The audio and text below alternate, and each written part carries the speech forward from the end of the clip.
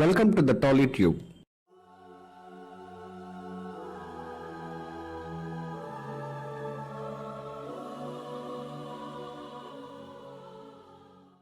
YS Vivekananda Reddy Kadapa జిల్లాలో ఈ పేరు తెలియని వారు ఉండరు.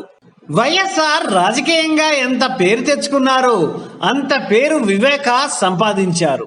వైఎస్ రాజారెడ్డి తనయుడిగా, వైఎస్ రాజశేఖర్ రెడ్డి సోదరుడిగా రాయలసీమ గడ్డపై ఆయన పులిబిడ్డలా ఎదిగారు. అన్న చాటున ఉన్న తనదైన శైలిలో రాజకీయాలు నడిపించారు.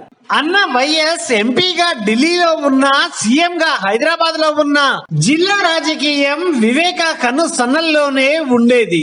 అందుకే జిల్లాలో వైఎస్ఆర్ కు ఎంత రెస్పెక్ట్ ఉండేదో వివేకాకు అంతే రెస్పెక్ట్ ఇచ్చేవారు అందరూ. 1950 ఆగస్టు 8న పులివెందల్లో జన్మించిన వివేకానందరెడ్డి ఎంపీగా 2 సార్లు, ఎమ్మెల్యేగా 2 సార్లు విజయం సాధించి 3 దశాబ్దాల పాటు ప్రజాసేవ చేశారు. 1999లో కడప పార్లమెంట్ నియోజకవర్గం నుంచి 90,000 భారీ మెజార్టీతో ఎంపీగా ఎన్నికైన వివేక 2004లో కూడా 1,10,000 భారీ మెజార్టీతో ఎంపీగా గెలిచారు.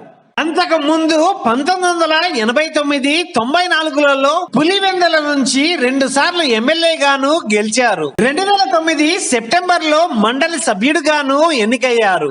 కాంగ్రెస్ ప్రభుత్వంలో మంత్రిగాను పనిచేశారు. తన వద్దకు వచ్చిన ప్రజల సమస్యలను పరిష్కరించడంలో వైఎస్ వివేకానందరెడ్డి ముందుండేవారు. నియోజకవర్గ ప్రజలతో చాలా దగ్గరగా ఉండేవారు.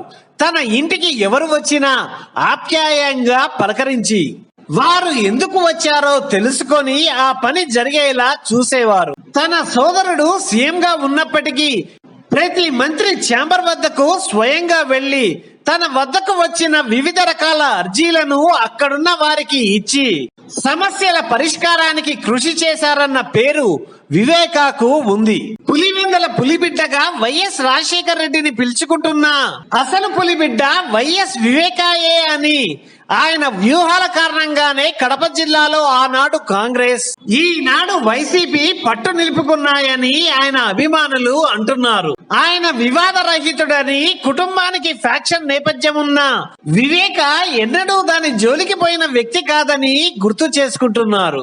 ముఖ్యంగా గొడవలు, వివాదాలకు ఆయన చాలా దూరంగా ఉంటారు.